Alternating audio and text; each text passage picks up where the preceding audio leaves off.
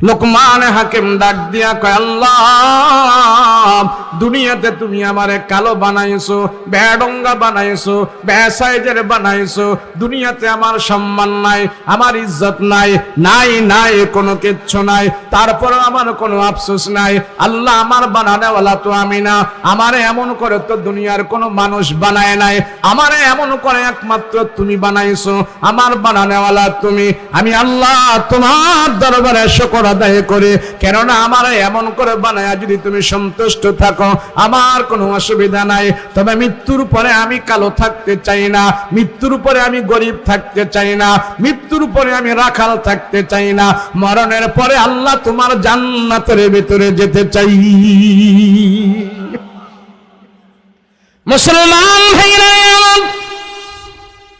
লোকমান হাকিম সকাল বেলা ছাগল বকরিগুলো নিয়ে পাহাড়ের পাদদেশে যায়।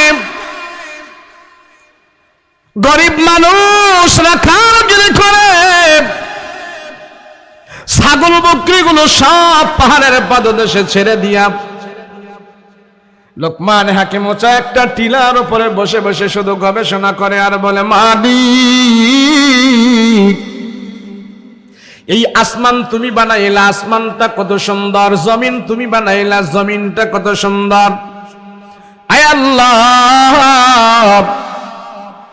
আসমান এত সুন্দর, জমিন এত সুন্দর, গাছগাছালি সুন্দর, পাহাড় পর্বত সুন্দর, ঝর্ণাগুলো সুন্দর।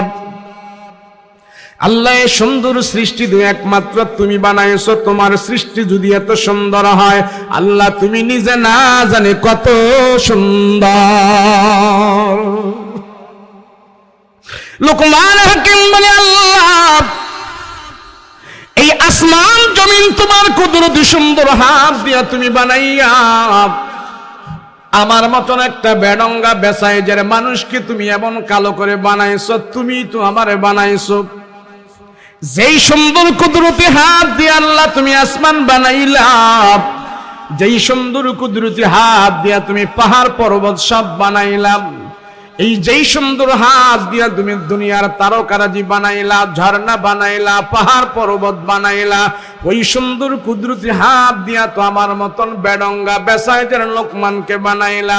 আল্লাহ, দুনিয়ার জমিনে আমার কোনো দাম নাই, দুনিয়ার জমিনে কোনো আমার ইজ্জত নাই, দুনিয়ার জমিনে আমার ভিটা মাটি নাই। আমার কয়েকটা ছেলে আছে, হাকিম লোকমানের 11টা ছেলে, অভাবের সংসার, রাখালগিরি করে করে করে সন্তানগুলোকে লালন পালন করে বড় কষ্ট নিয়ে দুনিয়ার জীবন যাপন করে। আল্লাহকে ডাক দিয়া কয়, আল্লাহ, তুমি আমার বানানেওয়ালা, তুমি আমার বানানেওয়ালা। তবে আল্লাহ, দুনিয়াতে তুমি যেমন রাখছো তোমার প্রতি আমি সন্তুষ্ট। আমি গরিব হইলাম, কোনো অসুবিধা নাই। তবে আল্লাহ, তোমার সাথে আমি বলতে চাই, তুমি যেমনে বলো তেমনি চলবো, তোমার হুকুমের উপর চলবো। তবে মৃত্যুর উপরে আমি এমন গরিব থাকতে চাই না। তোমারে রাজি আর খুশি করে তোমার জান্নাতের ভিতরে যেতে চাই। একজন রাখাল হয়ে সে দুনিয়াতে বলে, আল্লাহ যা বানাইছো সন্তুষ্ট, মৃত্যুর পরে আর না রাখাল থাকতে চাই না, গরিব থাকতে চাই না, মৃত্যুর পরে আমি জান্নাতের মালিক হতে চাই। জান্নাতের কামনা সব মানুষের ভিতরে থাকতে হবে। লোকমান হাকিম বলে, আল্লাহ, আমি জানি যে মানুষটা তুমি জান্নাতের মেহমান বানাইবা, সেই মানুষটারে তুমি কালো রাখবা না, গরিব রাখবা না, সুন্দর বানায়া জান্নাতের ভিতরে দিবা। আয় আল্লাহ, আমি জান্নাতের মেহমান হতে চাই, জান্নাতের মেহমান হতে চাই, জান্নাতের ভিতরে যেতে চাই। সব ছাগল বকরিগুলো পাহাড়ের পাদদেশে দিয়া এবার লোকমান হাকিম মোচা টেলার উপরে বসে বসে গবেষণা শুরু করে দিল। হায় রে, আল্লাহর তৈরি জান্নাতের ভিতরে যদি আমি গরিব মানুষ যেতে চাই, ওই জান্নাতের মালিক তো আমি না, মালিক হলেন আমার আল্লাহ। আল্লাহর জান্নাতে যদি যেতে হয়, আল্লাহর রাজি আর খুশি করা ছাড়া জান্নাতে যাওয়া যাবে না। কেননা জান্নাতের মালিক তো আমি না, মালিক হলেন আল্লাহ। আমি হব জান্নাতের মেহমান। কারো ঘরে যদি আমি ঢুকতে চাই তার অনুমতি ছাড়া ঘরে ঢোকা যাবে না, আমার ঘরে যদি কেউ ঢুকতে চায় আমার অনুমতি ছাড়া ঢোকা যাবে না। আল্লাহর তৈরি জান্নাতের ভিতরে যদি আমি ঢুকতে চাই আল্লাহর হুকুম ছাড়া জান্নাতের ভিতরে যাওয়া যাবে না। এবার আল্লাহকে কন্ট্রোল করতে হবে, আল্লাহকে রাজি খুশি করতে হবে, আল্লাহর মর্জি অনুযায়ী চলতে হবে, তাইলে তো আল্লাহর জান্নাতের ভিতরে ঢোকা যাবে। জান্নাতে যখন ঢুকবো তো আল্লাহর রাজি খুশি করা ছাড়া তো জান্নাতে ঢোকা যাবে না। এবার লুকমান হাকিম চিন্তা করতেছে, হাই রে, জান্নাতে ঢোকার আগে জান্নাতের মালিককে খুশি করা লাগবে। একজন রাখাল হয়ে চিন্তা করতেছে জান্নাতের মালিককে কেমনে রাজি খুশি করা যায়। জান্নাতের মালিক যদি রাজি খুশি না হয় তাহলে জান্নাতের ভিতরে ঢোকা যাবে না। এবার একজন রাখাল বসে বসে জান্নাতে যাওয়ার জন্য যেই গবেষণাগুলো করছে সেই গবেষণাগুলো আল্লাহ পাক কোরআনের মধ্যে ধরে তুলছে। ও মানুষ, তুমিও যদি জান্নাতে যেতে চাও, তুমিও যদি আমার আল্লাহর তৈরি জান্নাতে ঢুকতে চাও, ওই হাকিম লুকমানের গবেষণাগুলো তোমার আমলে পরিণত করো। আমি আল্লাহ হাকিম লুকমানের মতন তোমাকেও জান্নাতের মেহমান বানিয়ে দিব।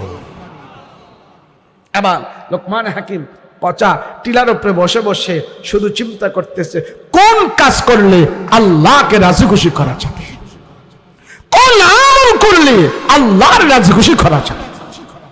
এবার লোকমান হাকিম গবেষণা শুরু করলো। লোকমান হাকিম চিন্তা করতেছে কোন পদ্ধতিগুলো অবলম্বন করলে আল্লাহ সবচেয়ে বেশি খুশি হয়, আল্লাহ সবচেয়ে বেশি রাজি খুশি হয়। এবার বসে বসে চিন্তা করতেছি। লোকমান হাকিম গবেষণা করে সর্বপ্রথম নিজের জন্য 3টা আমল বের করেছেন। জোরে বলেন কয়টা? জোরে বলেন কয়টা? এই বেটা একটু দূর থেকে আওয়াজ সিমায় রাখছিস কেন? গুম গুম আওয়াজ কর। লোকমান হাকিম বলে সর্বপ্রথম 3টা আমল বের করেছেন। সব আমল থেকে বেছে উনি সর্বপ্রথম 3টা আমল বের করছেন। এবার বসে বসে আল্লাহর সাথে কম্প্রোমাইজ করতেছেন। আল্লাহ, আমি গরিব মানুষ, আমার তো অত টাকা নাই, তবে জান্নাতে যাবার জন্য আমি তোমার সাথে ওয়াদা দিতেছি 3টা অঙ্গ প্রত্যঙ্গ দিয়ে আমি তোমার নাফরমানি করব না। আল্লাহ, তোমার সাথে আমি ওয়াদা দিতেছি। 1 নম্বরে হলো আল্লাহ, আমার যে চোখ দিয়েছো এই চোখ দিয়ে আমি গুনাহ করব না। 2 নম্বরে আমার যে জবান দিয়েছো এই জবান দিয়ে আমি গুনাহ করব না। 3 নম্বরে তুমি যে আমার লজ্জা স্থান দিয়েছো এই লজ্জা স্থান দিয়ে আমি অপকর্ম করব না। আমি গরিব মানুষ, তোমার সাথে ওয়াদা দিলাম আমার এই 3টা অঙ্গ প্রত্যঙ্গ তোমার নাফরমানি থেকে আমি হেফাজত করে দিব। আর রাসূল বলেছেন এই 3টা অঙ্গ প্রত্যঙ্গ যারা আল্লাহর নাফরমানি থেকে মুক্ত রাখবে আল্লাহ পাক খুশি হয়া তাকে এমন পুরস্কৃত করবে। রাসূল বলেন যারা চোখ দিয়া গুনাহ করে না, জবান দিয়া গুনাহ করে না, লজ্জাস্থান দিয়া গুনাহ করে না, এই 3টা অঙ্গ প্রত্যঙ্গ যারা হেফাজত করে নাফরমানি থেকে মুক্ত রাখে, রাসূল বলেন জান্নাতে সে এই 2 আঙ্গুল বরাবর অতটুক দূরে আমার রাসূলের সাথে তারা জান্নাতে বসবাস করবে। আজকে খোঁজে দেখেন তো আমার আপনার সমাজে বাংলাদেশ বলেন, সৌদি আরব বলেন, কাতার বলেন, কুয়েত বলেন, যে সমস্ত মুসলমানের দেশগুলো আছে প্রত্যেকটা মুসলমানের ছেলে মেয়ের আজকে 3টা অঙ্গ প্রত্যঙ্গ সবচেয়ে বেশি নষ্ট হয়ে গেছে। মুসলমানের ছেলেরা যত জিনা করে, মুসলমানের ছেলেরা যত খারাপ করে, কোন পর্যায়ে কাফের ছেলে মেয়েরাও এত খারাপ করে না। কোন পর্যায়ে দেখেন আপনার এই যে চোখ, আমার এই যে মুখ, আমার এই লজ্জা স্থান, আমার এই 3টা অঙ্গ প্রত্যঙ্গ কতটুক পবিত্র আছে, কতটুক গুনাহ থেকে মুক্ত আছে। দুনিয়াতে যত সাহেব আছে, মাওলানা সাহেব, মৌলভী সাহেব, মেম্বার সাহেব, চেয়ারম্যান সাহেব, হাজী সাহেব, যত সাহেব আছে সব সাহেবে এই 3 জায়গায় সমস্যা আছে। কথা কয় না দি? 3 জায়গায় সমস্যা। যতদিন পর্যন্ত মুসলমানের এই 3 জায়গা পবিত্র না হবে অতদিন মুসলমান কুত্তার মতো পিটানি খাইতে থাকবে। আজকে পাড়া মহল্লায় গ্রাম গঞ্জে যত অশালীন অসভ্য কাজ আছে সব কাজের ভিতরে মুসলমানের ছেলেদের অগ্রগামিতা বেশি আছে। দেখেন না কিছু কিছু মানুষ কয় এ ফুলাফান বিল্লাহ ওয়াজ দেয়, ওয়াজে কি হয়? আছে না? নাই। তো এই যে বুইরায় কয় এই বুইরার স্বভাব খারাপ কেন? তো ওয়াজ না দিয়ে এই ছেলে মেয়ে যদি নাচানাচি গান বাদ্য দিয়ে হামতুম ধুমধাম সেরিয়ে না মাগিয়ে না নাচাইতো বুইরার তো মজা লাগতো। আরে যে ছেলেগুলো ওয়াজ মাহফিল দিয়ে আজকে আমাকে আপনাকে এখানে 2 ঘন্টা বসিয়ে রাখলো, এতগুলো মানুষকে 2 ঘন্টা তারা গুনাহমুক্ত রেখেছে। এর চাইতে বর্তমান ছেলেরা নেকের কাজ আর কি করতে পারে? আছে আর? সমস্ত মুসলমানদের আজ ঘরে ঘরে চোখের জিনা, মুখের জিনা, লজ্জাস্থানের জিনা, পাড়া মহল্লার গ্রামগঞ্জে সব জায়গায় জিনার সাইলাব শুরু হয়ে গেছে। জিনা করাটা যে অপরাধ, জিনা করাটা যে আল্লাহর নাফরমানি, এটা মুসলমানের ছেলেরা এখন বুঝেই না। কথা বলেন ঠিক কিনা? জিনা করা, যেই সমাজে জিনা হয়, যেই সমাজে বেশি বেশি আকাম হয়, ওই সমাজ থেকে আল্লাহ রহমত উঠায় নেয়, বরকত উঠায় নেয়। ওই সমাজের ভিতরে আল্লাহর একের পর এক আযাব আসতে থাকে, ভূমিকম্প আসবে, শিডর আসবে, সাইক্লোন আসবে, একের পর এক গজব আসতেই থাকবে, আসতেই থাকবে। এই 3টা অঙ্গ প্রত্যঙ্গ পবিত্র করো। কয়টা অঙ্গ প্রত্যঙ্গ? জোরে বলেন কয়টা? লোকমান হাকিম ডাক দিয়া বলে, আল্লাহ আমি গরিব মানুষ, এই 3টা অঙ্গ প্রত্যঙ্গ দ্বারা গুনাহ করব না। আয় আল্লাহ আমার চোখ দিয়ে গুনাহ করব না, জবান দিয়ে গুনাহ করব না, লজ্জা স্থান দিয়া গুনাহ করব না গো আল্লাহ। 3টা আমল এবার নিজে নিজে করা শুরু করল। 3টা আমল হাকিম লোকমান এবার করা শুরু করলো। চোখ দিয়া গুনাহ করে না, জবান দিয়া গুনাহ করে না, লজ্জা স্থান দিয়া গুনাহ করে না। আমল শুরু করলো, নিজে আবার আমল করতেছে 3টা। এই রাখালের 11টা সন্তান ছিল, 11টা সন্তানকে বাড়িতে বসাইয়া হাকিম লোকমান 11টা সন্তানকে ডাক দিয়া কয়, সন্তানেরা শোনো, আমি বাবা যদিও রাখাল, কিন্তু তোমরা আমার সন্তান। আমি বাবা তোমাদেরকে বলতে চাই, শোনো, আমার বাবার পক্ষ থেকে তোমাদের উপরে 1 নাম্বার আদেশ, জীবনে কোনোদিন তোমরা নামাজ ছাড়বা না, আল্লাহর সাথে শিরিক করবা না, পিতা মাতার সাথে কোনোদিন বেয়াদবি করবা না। লোকমান হাকিম এই 3টা আদেশ দিলেন সন্তানদেরকে। লোকমান হাকিম 3টা আমল নিজে নিজে করলো। 3টা আদেশ সন্তানদেরকে দিল, 3টা আমল নিজে নিজে করল। লোকমানের ফ্যামিলিটা যখন আমলের উপরে উঠতে শুরু করল, আল্লাহ ডাক দেয়া করে, লোকমান তুমি গরিব মানুষ, তোমার সন্তানেরাও আমল করে, তুমিও আমল করো। তোমার আমলগুলো আর সন্তানদেরকে যে আদেশ দিয়েছো, এই আদেশগুলো আমার আল্লাহর কাছে এত পছন্দের হয়ে গেছে। আমি আল্লাহ আখিরি জামানার নবীর উপরে যে কোরআন নাজিল করব, ওই কোরআনের ভেতরে আমি আল্লাহ যত সূরা বানাবো, যত আয়াত দিব, ওখানে আমি আল্লাহ তাআলা তোমার আদেশগুলো উম্মতি মুহাম্মাদের হেদায়েতের জন্য আমলগুলো আমি কোরআনের মধ্যে আমার আল্লাহর ভাষায় আমি সেখানে লিপিবদ্ধ করে দেব। আল্লাহ পাক রব্বুল আলামিন ডাক দিয়ে বলে, লোকমান এই সমাজের মানুষ তোমার দাম দেয় না, কিন্তু তুমি যে আমলগুলো করতেছ, তুমি যে আদেশগুলো সন্তানকে দিয়েছ, লোকমান শোনো শোনো, তুমি যে আমলগুলো করতেছো আমার আল্লাহর কাছে এত পছন্দের, এই আমলগুলো করার কারণে আমি আল্লাহ তোমারে আর রাখালা রাখতে চাই না। যেই সমাজের মানুষ তোমার দাম দেয় না, অসুবিধা নাই, তোমার আমলের কারণে, তোমার গুণের কারণে আমি আল্লাহ তোমার এই সমাজের ভেতরে দামি বানাইতে চাই। আমি আল্লাহ তোমাকে সমাজের ভিতরে সম্মান দিতে চাই। এ রাখাল, আল্লাহ ডাক দিয়া কয় লোকমান রে, তোমার আমলের কারণে, তোমার গুণের কারণে আমি আল্লাহ তোমারে পছন্দ করে ফেলেছি। আমি আল্লাহ তোমারে পছন্দ করে ফেলেছি। কেমন পছন্দ জানো?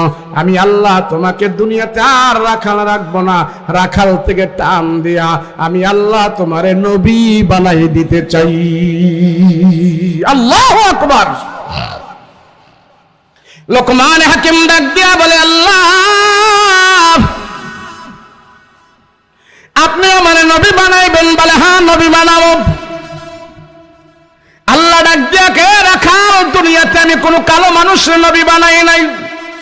আমি আল্লাহ দুনিয়াতে যত নবী বানিয়েছি সব নবীদের চেহারা সুন্দর ছিল, বংশমর্যাদা দামি ছিল, সব নবীদের কণ্ঠ ভালো ছিল, জবান ভালো ছিল, তাদের চেহারা সুন্দর ছিল, নাম দাম বংশমর্যাদা অনেক দামি ছিল।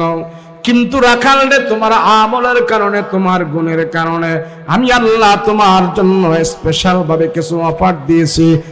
এক নম্বরে আমি আল্লাহ তাআলা তোমাকে রাখাল থেকে টান দিয়া আমি আল্লাহ নবুয়তি তোমারে দান করে দিতে চাই। লোকমান হাকিম ডাক দিয়া কয়, আল্লাহ কোন কালো মানুষরা যদি আপনি নবী না বানান, আমারও আপনি নবী বানানোর কোনো দরকার নাই, আমারে নবুয়তে দিয়েন না, দিয়েন না।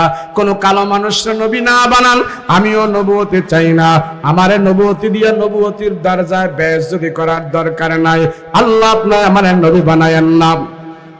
এবার আল্লাহ পাক ডাক দিয়া কয়, লোকমান ও রাখাল, তুমি যদি নবুয়তি না নাও, আমার থেকে আরেকটা জিনিস তুমি নিতে পারো। আল্লাহ সেটা কি? আল্লাহ ডাক দিয়া কয়, তুমি যদি নবুয়তি না নাও, আমার গায়েবী খাজানা থেকে তুমি এলেম নাও, এলেম নাও। আল্লাহ গো কি এলেম? এলেম দিয়া লাভ হবে কি? আল্লাহ ডাক দিয়া কয়, এলেম দিয়া লাভ হবে দুইটা জিনিস তুমি এলেম দিয়া হাসিল করতে পারবা। দুনিয়াতে যদি আসমানি এলেম পাও, ওই এলেম দিয়ে তুমি আমার আল্লাহকে চিনতে পারবা। আর মৃত্যুর পরে এলেম দিয়া তুমি জান্নাতের নেয়ামতগুলো খুঁজে খুঁজে বের করতে পারবা। লোকমান হাকিম ডাক দিয়া বলে, মালিক নবুয়তি আমার দরকার নাই, আমার এলেম দাও। আল্লাহ পাক ডাক দিয়া কয়, নে নে নে, এলেম দিলাম। মুফাসসিরিন কেরাম লেখেন, আমি 4টা তাফসীরের ভিতরে পড়েছি, আল্লাহ পাক হাকিম লোকমানকে আসমানি এমন এলেম দিয়েছে, 10,000 কিতাবের জ্ঞান আল্লাহ তার মাথার ভিতরে ঢুকাইয়া আল্লাহ ডাক দিয়া কয়, লোকমান রে, আমি তোরে শুধু লোকমান নয়, আমি তোর হাকিম লোকমান বানায়া দিলাম। লোকমান হাকিম 10,000 এলেম পায়া নামের আগে পরে এখন হাকিম লোকমান লাগায়, হাকিম লাগায় আল্লাহ দরবারে শুকর আদায় করে। লোকমান হাকিম এবার আল্লাহ তাআলার কাছে শুকর আদায় করে। নিজে আমল করলো 3টা, সন্তানদেরকে আমল করাইলো 3টা। নিজে হলো চোখ দিয়া গুনাহ করে না, জবান দিয়া গুনাহ করে না, লজ্জা স্থান দিয়া গুনাহ করে না। আমি আপনি যদি 3টা অঙ্গ প্রত্যঙ্গ দিয়া গুনাহ না করি, আমার নাম কোরআনে আসবে না, আমার নাম কোরআনে হবে না। কিন্তু আমি যদি গুনাহ থেকে মুক্ত থাকি, আমার নামটা জাহান্নাম থেকে কাইটা আল্লাহ তাআলা আমার নাম জান্নাতের খাতায় লিখে দিবি। গুনাহ বন্ধ করো মুসলমান ভাইরা রে আমার।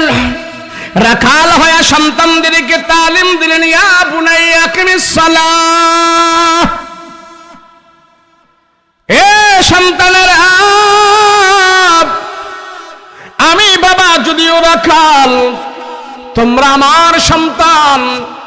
আমার বাবার পক্ষ থেকে 1 নম্বরের আদেশ হইল, জীবনে কোনোদিন তোমরা নামাজ ছাড়বা না, নামাজ ছাড়বা না, নামাজ ছাড়বা না। আল্লাহ পাক এই কথাটা কোরআনে হাকিমের মধ্যে ধরে তুলছেন। আল্লাহ আমাদেরকেও ডাক দেয়া বলতেছেন, তোমাদের সন্তানদেরকে তোমরা নামাজের কথা বলো। কিসের কথা? কিন্তু অনেক মানুষ আছে, হুজুর খালি আপনারা নামাজ লইয়ে এত ওয়াজ করেন, আমরা ঘুষ খাই না, সুদ খাই না, কারো কাঁচা এলে পাড়া দেই না, মিথ্যা বলি না, বাকি সব আমাদের ঠিক আছে, আমরা কোনো গুনাহ করি না, খালি নামাজটা না পড়ি না, এর জন্য এত ধুয়ালান করে আমা করে আছে না নাই কথা কেন আছে না নাই? আরে নামাজের কথা কোরআনে আল্লাহ পাক 82 বার বলার কারণ হইল কি, যখন একটা মানুষ নামাজে দাঁড়ায়, নামাজে দাঁড়িয়ে যখন আল্লাহকে সাজদা করে, যত বড় হাস্তি হোক, যত বড় সম্মান হোক, যত বড় লম্বা হোক, এই মানুষটা যখন নামাজের সাজদা দেয়, মাজা, কোমর, ঘাড়, কাঁধ ভাঙ্গা সব কিছু ভেঙ্গে একবারে মানুষটা ছোট হয়ে যায়, ছোট হয়ে আল্লাহর দরবারে সাজদা দিয়ে পড়ে থাকে। আল্লাহ ফেরেশতাদেরকে ডাক দেয়া কয়, দেখ বান্দা আর ছোট হতে পারে না, আর ছোট হতে পারে না, আমি আল্লাহ আমার এই বান্দা আমার কুদরতি কদমে সাজদা দিয়া ছোট হয়ে আছে, তোমরা সাক্ষী থাকো আমি আল্লাহ তার এই সাজদাটাকে এমন ভাবে দামি বানিয়ে দিয়েছি, तमाम পৃথিবীর চাইতে একটা সাজদার মূল্য আমার কাছে আরো বেশি দামি হয়ে যায়। কিন্তু আমরা যদি বেশি নামাজের কথা বলি বিরক্ত হয়ে যায়, বিরক্ত হয়ে যায়, সাইডে ফাইডে কথা কন না, বিরক্ত হয়ে যায়। যদি বলি ভাই একটু মসজিদে আহেন না, বলে হুজুর আমরা গরিব মানুষ, নুন আনতে ফান্তা ফুরাই, হাতে হ্যান্ডল বাবা, নুন আনতে ফান্তা ফুরাই, হাতে হ্যান্ডল, পায়ে পেট্রোল, গায়ে ঘাম, হুজুর আমরা গরিব মানুষ, আমরাও যদি আপনাদের মতো মসজিদে গিয়ে হইরা থাকি তো বউজে বলা খাইব না, বলে কে বলে না, এই কথা কর না, বলে না, বলে হুজুর আমরা গরিব মানুষ, আমাগরে এত সাফাসাফি কইরেন না। হাসরের ময়দানে আল্লাহ পাক কোন হিসাব আগে নিবে? কথা কয় না, কোন হিসাব? নামাজের হিসাবটা আগে নিবে। যখন সেখানে নামাজের হিসাবের কথা বলবে, তখন কিছু কিছু মানুষ, গরিব মানুষ যারা বলে গরিব, আমরা আল্লাহকে সাজদা দিতে পারি না, মসজিদে যাওয়ার সময় পাই না, এই গরিব মানুষগুলো সেদিন আল্লাহর আদালতেও এই কথাই বলবে, আল্লাহ আমরা গরিব ছিলাম, নুন আনতে আমাদের ফান্তা ফুরাইতো, আমরা গরিব মানুষ ছিলাম, আল্লাহ অত নামাজ আমরা পড়তে পারি না। সাধারণত আমাদের দেশে যারা গরিব দাবি করে, রিকশাওয়ালা ভাই, দিনমজুর, শ্রমিক, এরাই তো গরিব দাবি করে, কথা কন না। তো গরিব দাবি করলে কি হয়? এক গরিব, আমি কিরে নামাজ টামাজ পড়াস নি? না হুজুর আমরা রিক্সা পাই, সারাদিন রিক্সা চালাই, গরিব মানুষ। তা আমি কি গরিব মানুষ, তোর হাতের মোবাইল কত? হুজুর 16,000 টাকা দাম। কয় টাকা দাম? হ্যাঁ 16,000 টাকার মোবাইল চালায়, নামাজের বেলা গরিব, কথা কন ঠিক কিনা? এই কথাটা হাসরের ময়দান আল্লাহর আদালতে বলবে, আল্লাহ আমরা গরিব মানুষ। তো আল্লাহ হাসরের ময়দানে সব গরিব বেনামাজিদেরকে সাইড করবে, এই সাইড হও, সমস্ত গরিব বেনামাজিদেরকে আল্লাহ সাইড করাবেন, সাইড হও। সব বেনামাজি গরিবগুলোকে আল্লাহ এক সাইড করি, আল্লাহ পাক তখন বলবে তোমরা গরিব ছিলা, আমাকে সাজদা দিতে পারো নাই? বলে হ্যাঁ। তো আল্লাহ নবীদের ভিতর থেকে একজন গরিব নবীকে তাদের মোকাবেলায় হাজির করবে। নবীদের ভিতরে যিনি গরিব নবী ছিলেন ওনার নাম হলেন ঈসা আলাইহিস সালাতু ওয়াস সালাম। নাম কি? ঈসা নবী নিজের, ওনার বাপ নাই, বাপ সারা দুনিয়াতে আসছে, এখানেই তো গরিব, বাবার কোনো সম্পত্তি পায় নাই, আরো গরিব, দুনিয়াতে বেশি দিন বাঁচে নাই, আরো গরিব। তো আল্লাহ পাক হাসরের ময়দানে সব বেনামাজিদের মোকাবেলায়, গরিব বেনামাজির মোকাবেলায় ঈসা নবীরে হাজির করবে। তাল হেনা আইনা ঈসা, ঈসা তুমি কোথায় আসো? আমার এই বান্দাগুলো দুনিয়াতে আমার আলো বাতাস খেয়েছে, আমার নাজ নেয়ামত খেয়েছে, তারা আমাকে সাজদা দেয় নাই, সাজদা দেয় নাই। মুসলমান ভাইরা সাজদার এত কেন দাম? আল্লাহ ডাক দিয়ে বলে, পয়গম্বর সাহেব আমার এই বান্দাগুলো তারা বলতেছে দুনিয়াতে তারা গরিব ছিলেন, গরিব থাকার কারণে তারা আমাকে সাজদা দিতে পারে নাই। পয়গম্বর সাহেব দুনিয়াতে তোমার কি কি সম্পদ ছিল একটু বলে দাও, জানিয়ে দাও। এই সা তোমার সম্পদের বর্ণনা দাও, তুমি তো আমার হুকুম থেকে ছোট নাই, আমার হুকুম তুমি অমান্য করো নাই, লঙ্ঘন করো নাই, দাও। ঈসা নবী তখন আল্লাহর সামনে বর্ণনা দিতে থাকবেন, আল্লাহ দুনিয়াতে আমার তেমন কোনো সম্পদ ছিল না, দুনিয়াতে আমার তেমন কোনো অট্টালিকা বিল্ডিং বাড়ি গাড়ি ছিল না।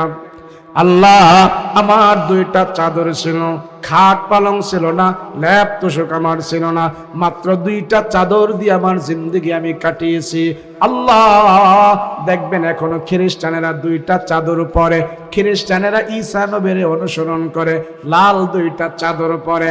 ঈসা আলাইহিস সালাতু ওয়াস সালাম দুইটা চাদর ছিল মাত্র, খেতা বালিশ কম্বল কিচ্ছুই ছিল না, শুধু পানি খাওয়ার জন্য একটা পেয়ালা ছিল, আর মাঝে মাঝে মাথার নিচে দেওয়ার জন্য ছোট্ট একটা বালিশ ছিল। এই তার সম্বল ছিল। ঘর বাড়ি ছিল না, ভিটা মাটি ছিল না, ল্যাপ তোষক ছিল না, কম্বল ছিল না, খাট পালং ছিল না, মাত্র শুধু দুইটা চাদর দিয়া উনি সুন্দর করে দিন রাত উনি কাটাইতেন। ঈসা নবী হাসরের ময়দানে ডাক দিয়া বলবে, মালিক ও আল্লাহ, দুইটা চাদর আমার ছিল, একটা চাদর আমি গায়ে দিতাম আর একটা চাদর আমি পরতাম। দিনের বেলা একটা চাদর ভিজায়া গোসল করতাম, আর একটা চাদর আমার সারা শরীরে জড়ায়া রাখতাম। রাতের বেলা হলে একটা চাদর বিছাইতাম আর একটা চাদর আমি গায়ে দিয়া রাখতাম। গো আল্লাহ, আমার আর কোনো সম্পদ ছিল না। আল্লাহ, আমি একদিন রাস্তা দিয়ে হাঁটতেছি, হাঁটতে হাঁটতে আমি অনেক দূর পর্যন্ত গেলাম। আমি সেখানে যাওয়ার পর দেখলাম একটা লোক পুকুর থেকে হাতে কোষ করে করে চুল্লু বেড়ে বেড়ে পানি খায়। আমি দেখে সিদ্ধান্ত নিলাম, হায় রে, হাতে কোষ করে তো পানি খাওয়া যায়, অতিরিক্ত পেয়ালা দিয়া পানি খাওয়ার কোনো দরকার নাই। আল্লাহ, আমার কাছে যে পানি খাওয়ার পেয়ালাটা ছিল, ওই পেয়ালাটা একটা অসুস্থ মানুষকে আমি দান করে দিয়েছি। বাকি জনম হাতের কোষ করে করে পানি খায়া আমার জিন্দিগি আমি কাটাই দিয়েছি।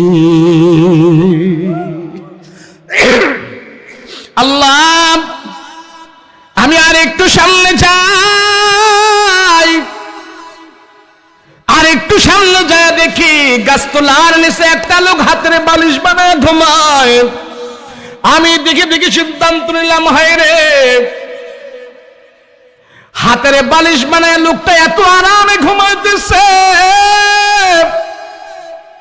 আরে আমার কাছে যে অতিরিক্ত একটা বালিশ আছে, এই বালিশ দিয়া ঘুমানোর কোনো দরকার নাই। আল্লাহ, আমার বালিশটা একটা গরিব মানুষকে দান করে দিয়েছি, বাকি জনম হাতের বালিশ বানায়া ঘুমায়া ঘুমায়া আমার জিন্দিগি আমি পার করে দিয়েছি। হাসরের ময়দানে ঈসা নবী থেকে আল্লাহ বর্ণনা শোনার পর আল্লাহ হাসরবাসীদেরকে ডাক দেয়া বলবে, ও হাসরবাসীরা, ও গরিব বেনামাজিরা, তোমরা শোনো, তোমরা বলো, তোমরা এখন সাক্ষী দাও, তোমরা গরিব বলো নাকি ঈসা নবী গরিব বলো? সব গরিব বেনামাজিরা সেদিন আল্লাহর আদালতে ডাক দেয়া বলবেন, আল্লাহ না না, আমরা গরিব বড় না, আমরা গরিব বড় না, তোমার ঈসা পয়গম্বর গরিব বড়। আল্লাহ সেদিন ডাক দেয়া বলবেন, ও জাহান্নামের ফেরেশতারা, আয় আয় আয়, আমার এই সমস্ত গরিব বেনামাজি বান্দাগুলারে নিয়া জাহান্নামের ভিতরে ভরো, নিয়া। মুসলমান ভাইরা রে, আমার নামাজ আল্লাহর কাছে কেন এত দাম, কেন এত দাম? যেই মানুষটা 5 বেলা নামাজ পড়ে এই কপাল লাগায় আল্লাহর কুদরতি কদমে সাজদা করে, কারণ কি জানেননি? এই কপালটা আল্লাহ নিজের কুদরতি হাত দিয়া বানায় দিছি।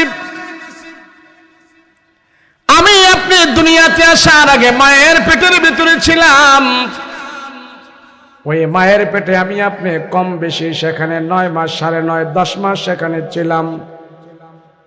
প্রত্যেকটা মানুষ মায়ের পেটের ভিতরে থাকা অবস্থায় আল্লাহ তাআলা সেখানে 2 জন ফেরেশতা রেখেছেন আমাকে আপনাকে বানানোর জন্য। জোরে বলেন, কয়জন?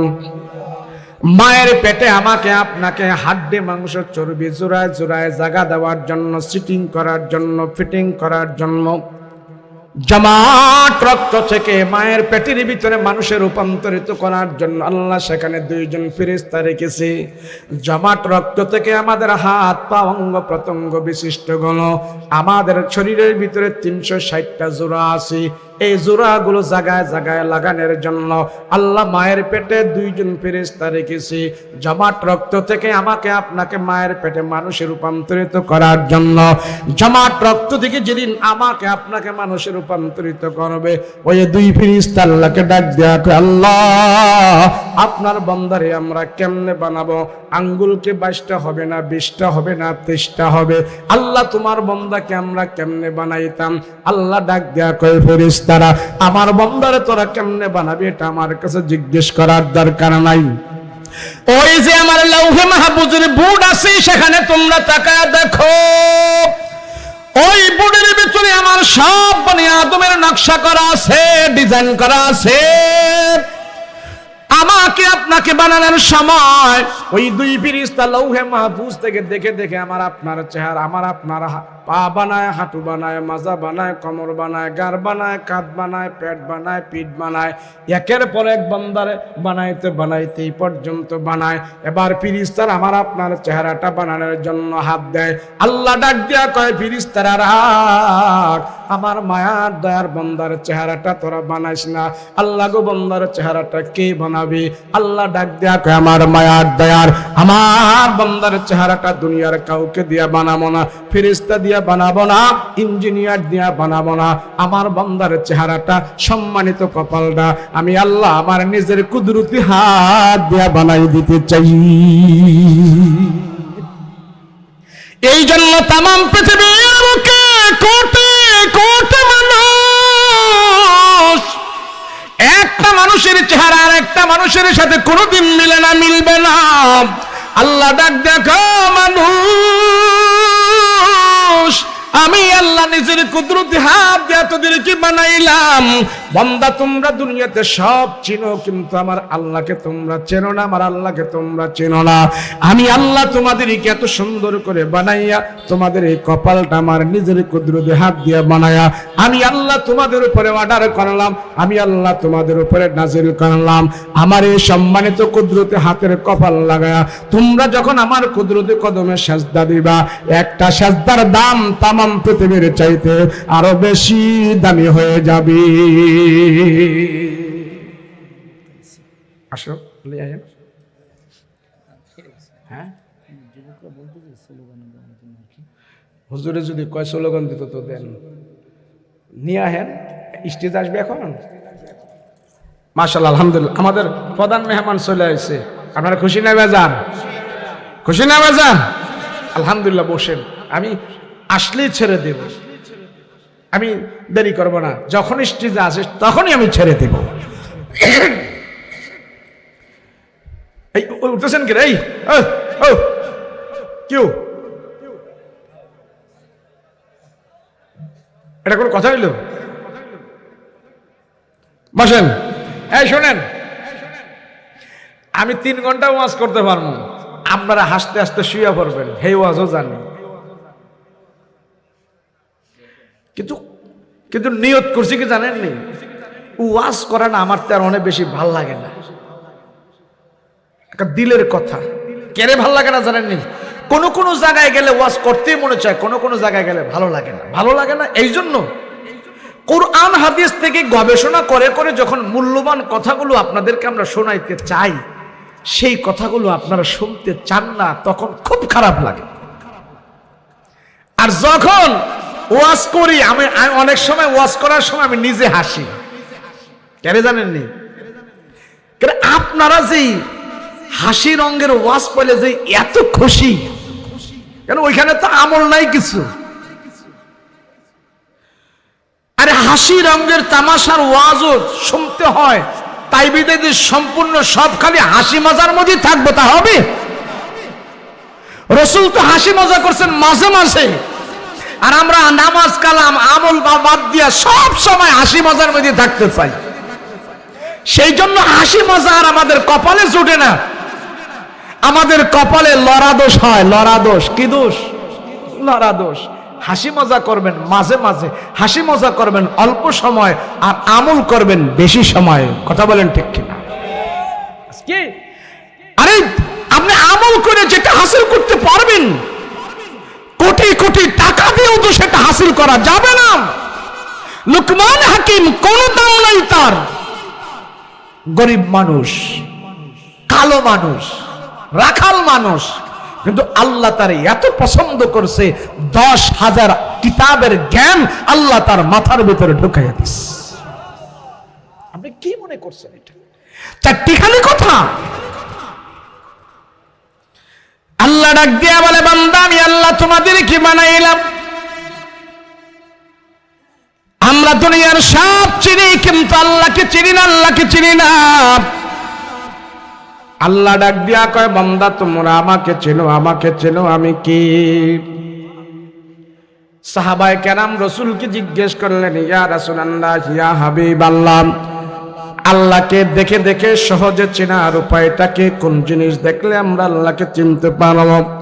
নবীজি বলেন, তাফাক্কারু ফি খালকিল্লাহ, আল্লাহর সৃষ্টি নিয়ে, আল্লাহর কুদরত নিয়ে গবেষণা করো, দেখবা আল্লাহ পাক তোমাদের সামনে হাজির হয়ে যাবে। আল্লাহর কুদরত নিয়ে গবেষণা করো। আমরা তো মানুষ, আমাদের যে কত দাম, আমাদেরকে আল্লাহ কত নামে দামি করে বানিয়েছে, সেই খবরও সেই জ্ঞানও আমাদের নাই। এক কবি সুন্দর করে আল্লাহর কুদরত নিয়ে কবিতা পড়ে, কয় আচ্ছা মানুষ বল দেখি রাত্র কেন কালো, চাঁদ সূরজ কোথা হতে পেল এত আলো, পশু পাখি কয় না কথা, মানুষ কেন কয়? বলো বলো বলো মানুষ এসব কেমন করে হয়? ফুলগুলি সব নানান রঙে কেমন করে হয়? পাতাগুলো সবুজ বটে ফুলের মতো নয়, দুধ কেন হয় সাদা, মরিচ কেন ঝাল, আমগুলি পাকলে আবার কেমনে তা হয় লাল। আমরা মানুষ বাস করি ভাই এই দুনিয়ার রঙে, হাতের রেখায় আর চেহারা মিলে না কারো সঙ্গে, আর মিলে না কথার ধরন আঙ্গুলের টিপ, আল্লাহ আছে একজন এবার প্রমাণ হলো ঠিক। মানুষ একটু গবেষণা করো না, চিন্তা করো না আল্লাহকে। লোকমান হাকিম আল্লাহর কুদরত দেখে আল্লাহকে বিশ্বাস করে বলছে, আল্লাহ আমি দুনিয়াতে কালো হয়েছি অসুবিধা নাই, কিন্তু মরার পরে তোমার জান্নাতে যেতে চাই। এই ভেবে যখন আমল করা শুরু করছে, আল্লাহ দুনিয়াতেই তার মর্যাদা ইজ্জত বাড়িয়ে দিয়েছে। সারা দুনিয়ার ডাক্তার খুঁজে বের করছে কাঁচা মরিচের মধ্যে ভিটামিন সি আছে। কি আছে? আমি ঘুম থেকে জাগ্রত হয়ে যাই, হায় রে তুই কেমন হাজির হে, তোর হাজ আল্লাহ কবুল করে নাই, তুই কেমন হাজির হে। বাজিদ বুস্তামি খানায়ে কাবা থেকে একটা দৌড় দিছে, দৌড়ে সাফা মারওয়া পাহাড়ে যা খুঁজতেছে, তুই কেমন হাজিরে, কেমন হাজিরে, তুই কই কই কই। খুঁজতে খুঁজতে লোকটারে যা ভার করলো বাজিদ বুস্তামি, যা দেখে সাফা মারওয়া পাহাড়ের ভিতরে পড়ে পড়ে হাজি কান্না করতেছে, মাথার চুলগুলো ছেড়ে ফেলতেছে, হাউমাউ করে কান্না করতেছে, বুকে হাত মারতেছে, চোখের পানিগুলো ঝরঝর করে ছেড়ে দিয়া কান্না করতেছে, কান্না করতেছে, আল্লাহ তুমি আমারে মাফ করে দাও, মাফ করে দাও, মাফ করে দাও। ভাই যদি বুঝতামি পুরাটা চাপা মারওয়া পাহাড় খুঁজে খুঁজে দেখলো না, আর তো কেউ নাই, সে তো এখানে কান্না করে কান্না করে। ভাই যদি বুঝতামি তার পিছনে যা দাঁড়াইলো, পিছনে যা দাঁড়াইয়া তার হাউমাউ করে কান্নাকাটি শুনতেছে, আর বলতেছে যে লোকটা আল্লাহর দরবারে দোয়া করতেছে, দোয়ার মধ্যে ডিস্টার্ব করবো না। ভাই যদি বুঝতামি আবার তাকায় তাকায় দেখতেছে, আল্লাহ লোকটা এমন ভাবে কান্নাকাটি করতেছে। ভাই যদি বুঝতামি তার সাথে কোনো কথাও বলতেছে না। এক পর্যায়ে যা বাজিদ বুস্তামি রাহমাতুল্লাহ আলাইহি ওই হাজির মাথার মধ্যে হাত রাখলো, হাত রাখার পর ওই হাজি পিছনে ঘাড় ঘুরায়া দেখে জামানার সবচেয়ে বড় ওলি বাইজিদ বুস্তামি তার পেছনে দাঁড়ায় রইল। এবার বাইজিদ বুস্তামির দিকে তাকায় বলে, বাইজিদ এই সাফা মারওয়া পাহাড়ে তুমি কেন আসলা? কারণটা কি? এখানে তো কোনো মানুষ আসে না, আমাকে ছাড়া কোনো মানুষ নাই। বায়েজিদ বুস্তামি তাকায়া দেখে লোকটা এক হাত দিয়ে আল্লাহর দরবারে দোয়া করে, আরেকটা হাত তার নাই। আশ্চর্য হয়ে গেল, ব্যাপার কি? আরে মানুষ তো দুই হাত দিয়া দোয়া করে, হাজিদি এক হাত দিয়া দোয়া করে, নাফরমানে এক হাত দিয়া দোয়া করে, কারণটা কি? বায়েজিদ বুস্তামি তার শরীর থেকে চাদর সরাইলেন। চাদরটা সরা দেখে হাজির এখান থেকে একটা হাত কর্তন করা। বায়েজিদ বুস্তামি ডাক দিয়া কো, হাজি সাহেব, তুমি এক হাত দিয়া দোয়া করো, তোমার আর একটা হাত নাই, কারণ কি? হাতটা কোনো দুর্ঘটনায় অ্যাক্সিডেন্ট হয়ে গেছে কিনা? লোকটা ডাক দেয়া কয়, বায়েজিদ গো, আমি তো তোমারে চিনি, তুমি আমারে চেনো না। বলে, তোমার নাম কি? কয়, আমার নাম হলো হারুন। এ হারুন, কি ব্যাপার তুমি এখানে কান্না করতেছো? কারণ কি? কোনো হাজি এখানে নাই, সব হইলো খানায় কাবায়, তুমি চাপো আমার পাহাড়ে কেন? হারুন নামক ব্যক্তিরা ডাক দিয়া কয়, বায়েজিদ, তুমি আমারে চিনো না, আমি কিন্তু তোমারে চিনি। বায়েজিদ বলে, ভালো কথা, তুমি আমাকে চিনো, তবে আমার প্রশ্নের উত্তর দাও। সব মানুষ আল্লাহর দরবারে দোয়া করে দুইটা হাত উঠায়া, তুমি কেন দোয়া করো এক হাত উঠায়া, কারণ কি? লোকটা ডাক দেয়া কলে, বায়েজিদ গো, এই হাতটা তোমার মতন হাতে আমারও ছিল, কিন্তু হাতটা আমার এখানে নাই। জানো নি কেন নাই? বলে, হজে আসার আগে আমার হাতটা আমার দেহ থেকে আমি কোবায়া কোবায়া কাইটা কাইটা আমি আলাদা করে ফেলে দিয়েছি। এ বায়েজিদ দেখো, আমার একটা পা নাই, আমার এই পাটা আমি কোবায়া কোবায়া আলাদা করে ফেলে দিয়েছি, একটা হাত আমি আলাদা করে ফেলে দিয়েছি। হজে আসার আগে আমি আমার পাটা কোবায় আলাদা করে ফেলে দিয়েছি, আমার হাতটা আমার দেহ থেকে আমি আলাদা করে ফেলে দিয়েছি। বায়েজিদ বুস্তামি ভয় পায় গেল, হায় রে, ও হাজি, তোমার নিজের হাত তুমি কেন কাইটা ফালাইলা? তোমার নিজের পা তুমি নিজে কেন কাইটা ফালাইলা? বলো। ওই হাজি আবার ডাক দিয়া কয়, বায়েজিদ গো, আমারে হাত দিয়ে আমার মারে আমি মারছিলাম, আমারে পা দিয়ে আমার মার উপরে আমি অত্যাচার করেছিলাম। হজে আসার আগে আমার অপরাধের পা আমি নিজে নিজে কাইটা আলাদা করে ফেলে দিয়েছি। হজে আসার আগে আমার হাতটা আমি নিজে নিজে কাইটা আলাদা করে ফেলে দিয়েছি। কেন রে, তোর মাকে কেন তুই মারলি, কারণ কি? বায়েজিদ বুস্তামি বলে, হাজি, তুই কেন মারলি? লোকটা ডাক দিয়া বলে, বায়েজিদ, তোমার মা তোমার আল্লাহ রাসূল শিখাইছে, কোরআন কিতাব শিখাইছে, তোমার মা তোমার নামাজ রোজা শিখাইছে, ধর্ম কর্ম শিখাইছে, তোমার প্রতি খুব যত্নবান ছিল রে বায়েজিদ। কিন্তু আমার মা আমারে আল্লাহ রাসূল শিখায় নাই, ওযু গোসল শিখায় নাই, নামাজ রোজা শিখায় না। আমার মা আমার এত খবর রাখে নাই।